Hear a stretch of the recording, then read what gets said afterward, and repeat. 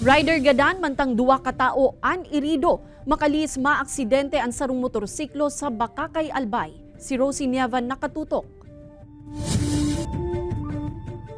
Pasado alas 11 ninbanggi kan aldaw nin Sabado, mahihiling sa CCTV footage na ini sa Barangay Bongga, Bakakay, Albay, ang grupo kan mga tanod asin iba pang kalalakihan na nasa gilid nin tinampo.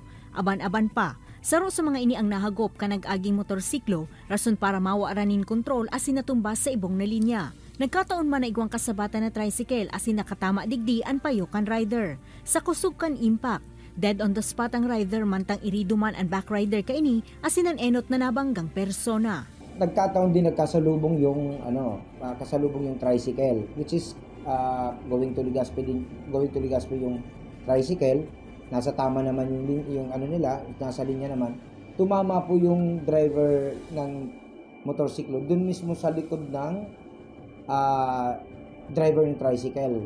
Yung bubong, doon mismo sa yung bakal dito sa likod. Sa initial na investigasyon kan Bakakay MPS, bigtutubod ang nakainom ang rider kan mangyari ang aksidente. Ang kapulisan po nangangapudan sa mga motorista, lalo na itong mga nakainom na kung nakainom at as much as possible, dahil na daraki motor. Nagpagirumduman ang mga otoridad sa mga rider asin back rider na isuulot nin tamaan sa indang mga helmet como parte kan sa indang proteksyon mantang nagbabiyahe. Ini si Rosie Nieva, Balitang Bicolandia.